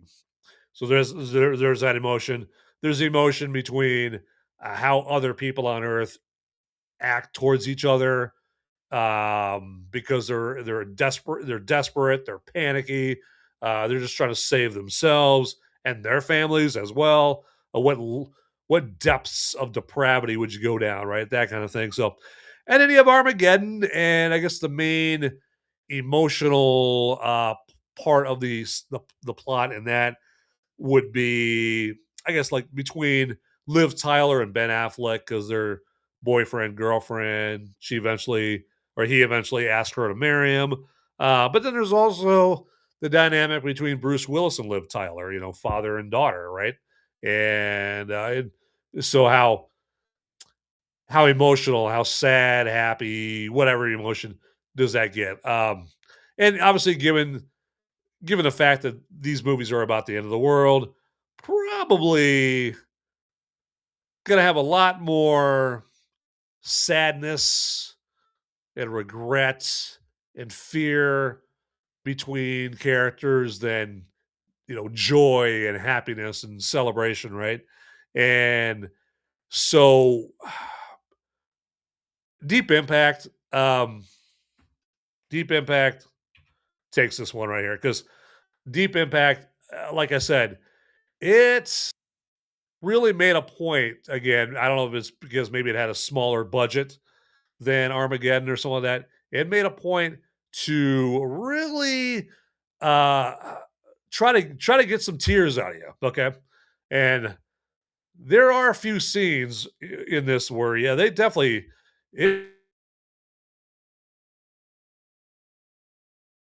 and so that, and one of them is, you get what's the one? It's when Elijah Wood is riding. He's on his little dirt bike, and he's trying to find his girlfriend, because his girlfriend and her family, they got left behind. They didn't get to go on the bus to go to the safe zone, right? The emergency bunker, and so he's like, uh, he's got to go search for her, and eventually finds her, and finds her and her parents, and their parents are like, you know what? Yeah, you go with him. We want you to live. and and then they have a little baby, and they're like, take the baby, so you guys can live.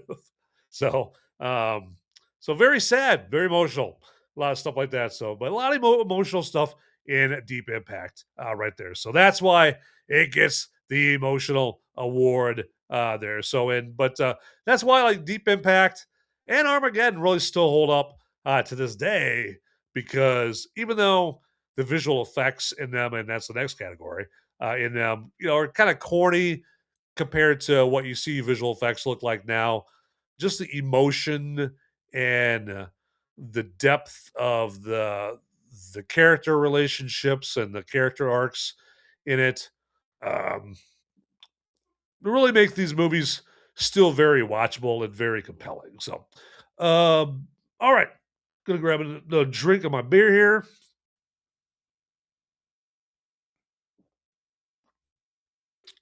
All right, here we go. So on to visual effects. Yes, the things that just really just are a dance of light, a feast for the eyes, right? The proverbial Christmas tree lights of the movies, right there. And so, like I kind of hinted at before, the visual effects in Deep Impact, you don't really get to see a whole lot of them there, because a lot of it is more like people talking, relating, a lot of talking in newsrooms and in living rooms, and telescopes and that kind of thing. Right, there's a lot of talking. I mean, compelling talking, a lot of compelling conversations. But the visual effects, though, when you do see them on screen, when Deep Impact does bust out its visual effects, even though it is from, considering considering they're from 1998, but back in 1998, I thought the visual effects were like just fantastic. I was like, wow, look at that big tsunami wave take out Manhattan. All right. And it's probably a lot of people right now be like, yeah, I wish a tsunami would take out Manhattan right now. Or Minneapolis or something like that. So, but now when you watch the tsunami wave and some of the other visual effects in Deep Impact, yeah, they're kind of corny now. So that's why the reason I watch Deep Impact, even now, years later, 23 years later or whatever, is because of the human, the characters and the human stories and that kind of thing. Then we have Greenland, and like I said before, Greenland has has the massive advantage of coming out here recently, right? Coming out here in the last 6 years. Like I said, Greenland came out in 2020. Its sequel obviously came out, a few days ago. And so, it's got the advantage of having the latest and greatest in CGI. Well, not the latest and greatest. It's got 2026 CGI available to it. There are some visual effects in Greenland too that are still cheesy here. Particularly, it's like that tsunami wave that hits Greenland. Oh, there. I thought that was like one of the corniest visual effect shots that I've seen in a while there in Greenland right there. And so even add that with the advantage of having 2026 CGI technology at its fingertips right there. Okay. But so it still blew it with the visual effects there. Okay. But then Armageddon, we're on Armageddon here. And this is a movie that did not skimp on the visual effects shots. Okay. It's got visual effects shots throughout the movie. Okay. This movie is like 137 minutes long, and throughout the whole 137 minutes of Armageddon, it's just nicely spaced out, visual effects shots of, of asteroid destruction.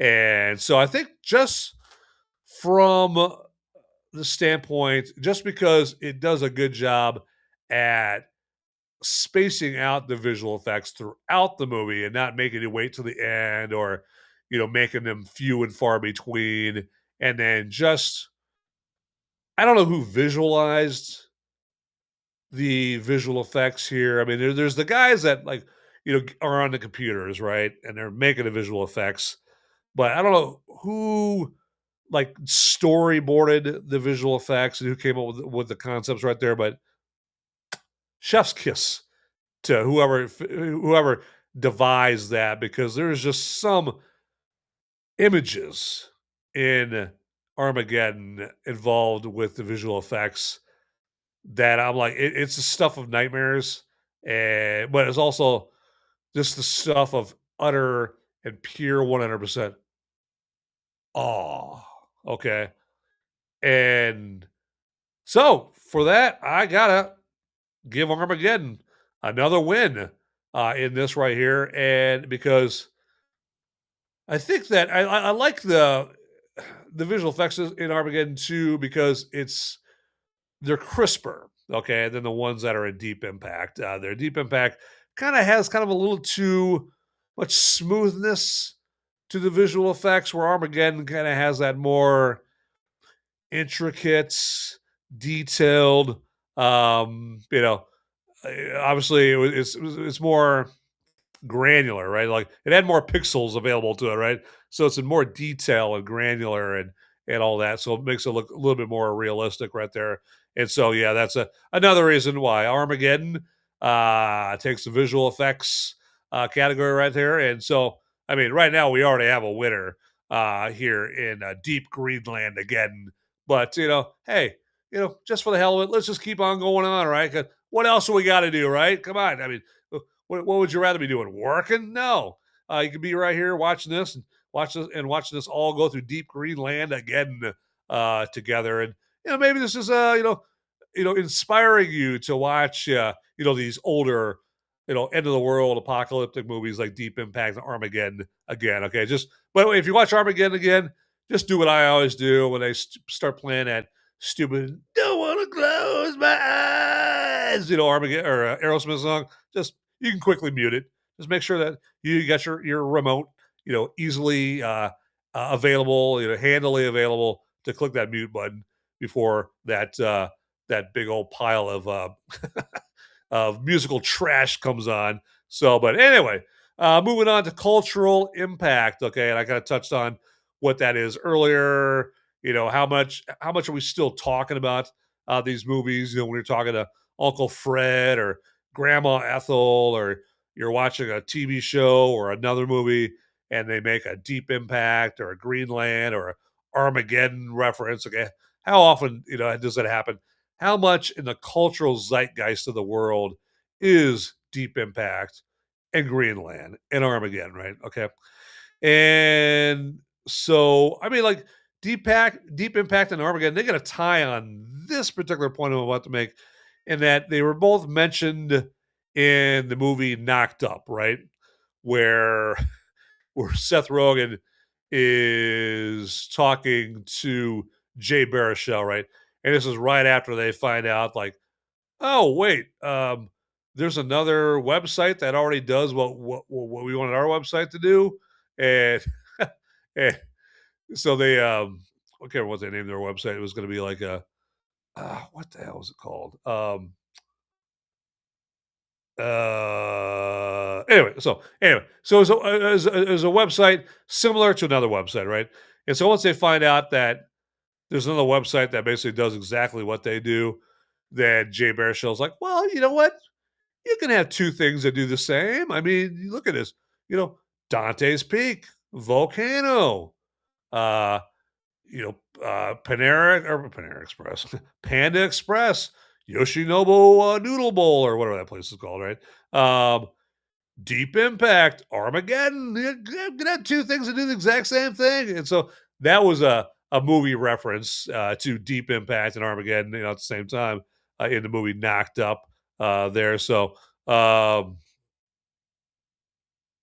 know I've seen Armageddon like referenced like on Family Guy as well. I know Armageddon.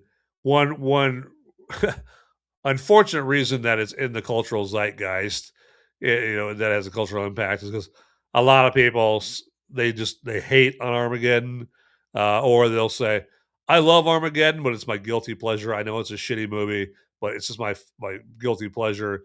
And so it's like I hear people talk about Armageddon a lot, that like it or not, I know I hate the song there from Aerosmith, but that was a big hit song back in 1998 when the movie came out, and it still gets played on classic rock stations and that kind of thing.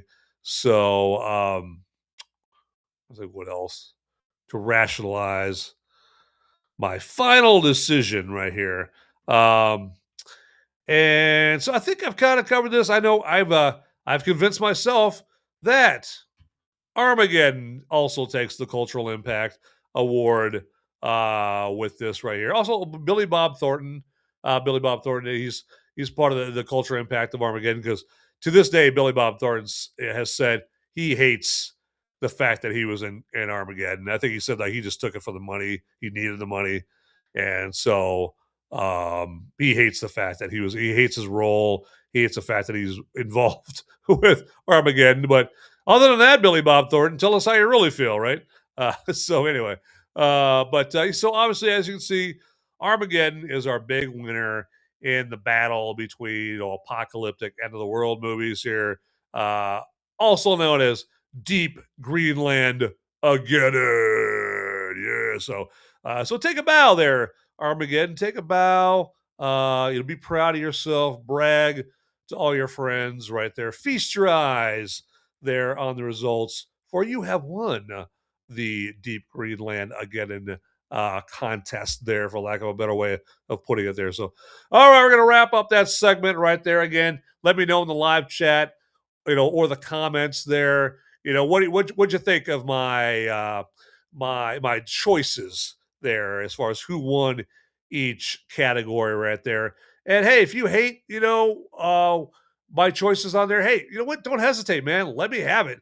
Live chat, you can tell me, hey, man, you're a complete retard. What are you thinking?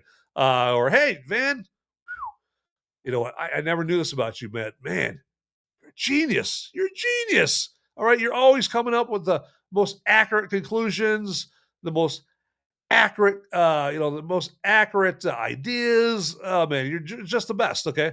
So of course I'd much rather have more of the latter than the former, but you know what? I'm not, I'm not delicate and fragile. If you want to rip me to shreds, by all means, do that. Okay.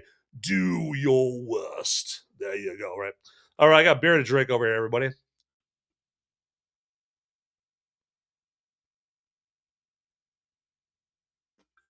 All right. Excellent. Excellent. Excellent. Excellent.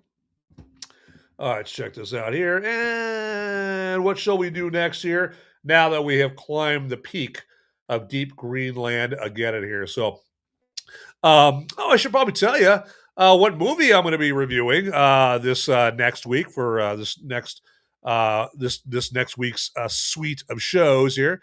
And that movie I'm going to be going over is 28 Years Later, The Bone Temple. Okay. And please, God, please be better than 28 years later. Please, please. All right. So I'm praying to you, 8.5 pounds, 7 ounce baby Jesus, just wrapped in swaddling clothes, don't know nothing. All right. Please make the Bone Temple better than 28 years later. Please. All right. Anyway, enough of that right there. Okay. I apologize for being a complete idiot. All right. Anyway, so I will be spoiler free reviewing that on this Sunday's Movies Merica live episode. And then, of course, a week from this Thursday, I will be talking more in depth about 28 years later, the Bone Temple. And I might have a special guest with me next week or a week from tonight. Pardon me. There you go. That was not cool. I get that. But yeah, I might have a special guest on next week's Movies Merica. Spoiler warning. Still working out the details and that kind of thing. So color me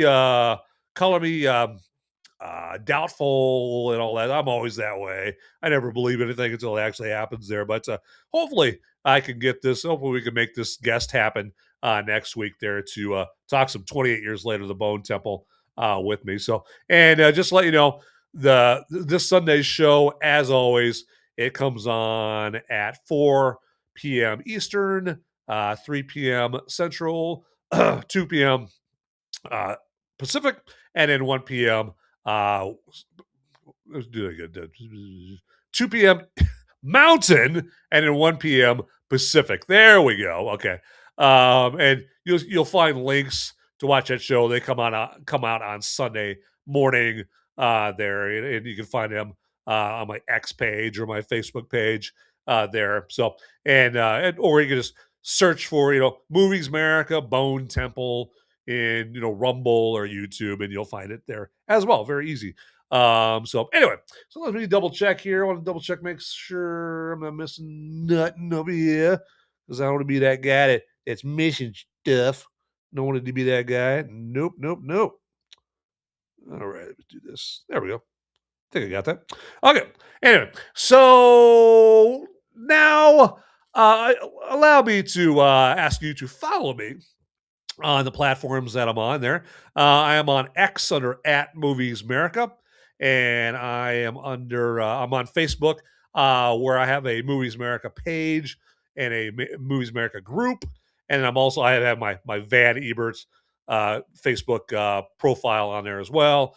I'm on Rumble. You'll probably, if you go to Rumble, you're going to see at least 3 Movies Merica options there. Go ahead and, if you would, follow me on all 3 of those as well. That would be greatly appreciated. All right. So I like that. I'm on gab.com there under Movies Merica as well. Instagram. You can go to YouTube. YouTube, you have to look for if you go to YouTube, look up Movies Merica. Sometimes it works better if you type in Movies Merica and then the name of a movie.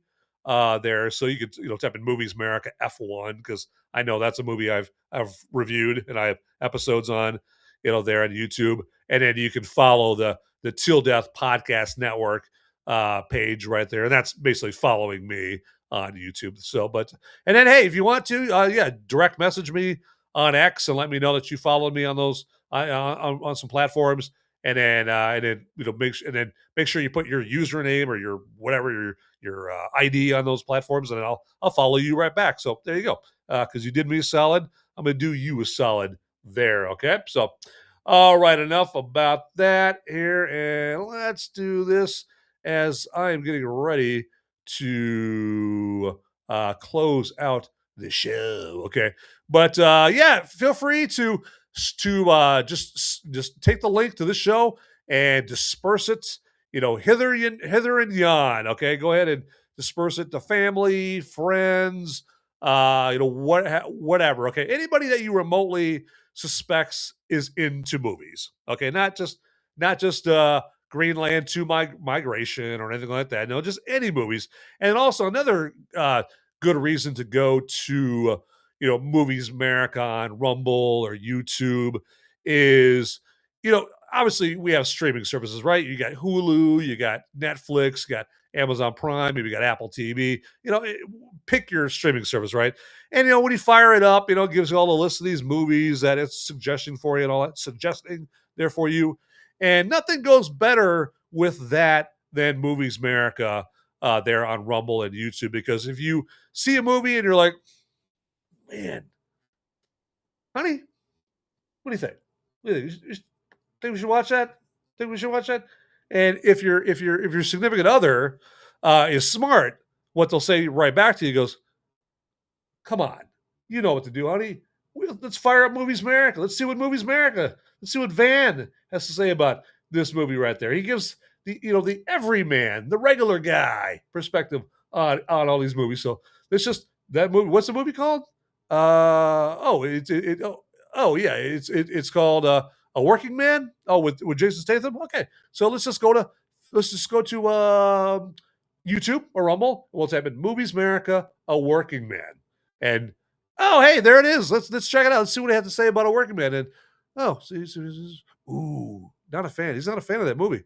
Woo! All right, thank God, man. We dodged the 90-minute long bullet there, honey. Yes, we did. All thanks to Movies Merica. Yep, absolutely. So that's why Movies Merica pairs so well with streaming services right there, so that you can save yourselves potentially anywhere from 90 minutes to 3 hour long cinematic turd. Okay, there you go. But if you go and you watch one of those movies and you didn't bother coming to my website to watch my review of the movie, and you waste 90 minutes, and you're like, oh God, I'll never get that 90 minutes back. You know what? That's your fault. All right, don't blame anybody else. That's your fault for not coming to Movies Merica and checking out my review right there. That's lazy, dog. That's lazy. All right, don't be lazy. All right, and that's the thing about my episodes.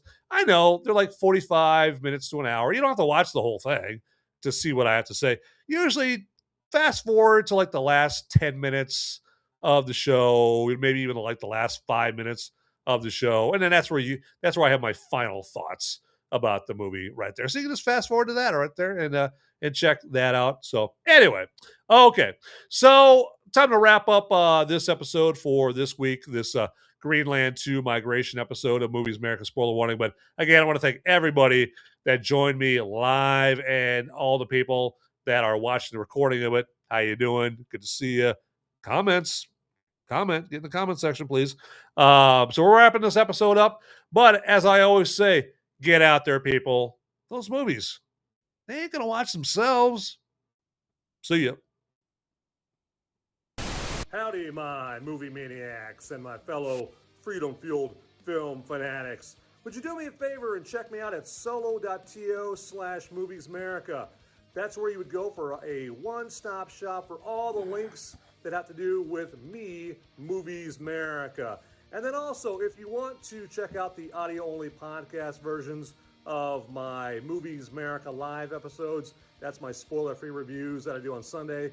You can go to moviesmerica.com or Apple Podcasts, Google Podcasts, Spotify, iHeartRadio, places like that. And then, actually, if you would also check me out on the social media sites like X and Instagram and Facebook and Gab. And I'm on those locations all under @Movies Merica. So it is very easy to find me out there, all right? So get to it, everybody. All right, thanks for watching. Later.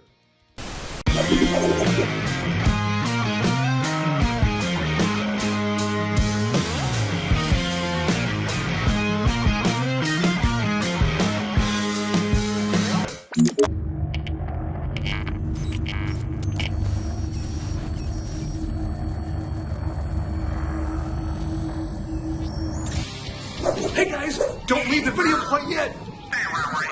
Okay, I've got a popo. They're coming after me, and I don't have much time to tell you, but you need to like and subscribe this video right here, down below. It's right down there. It's just waiting. It's waiting for you down there, okay? And make sure you watch these videos over here too. You'll be doing me a big favor. I'm gonna be in handcuffs pretty soon. All right, thanks for watching.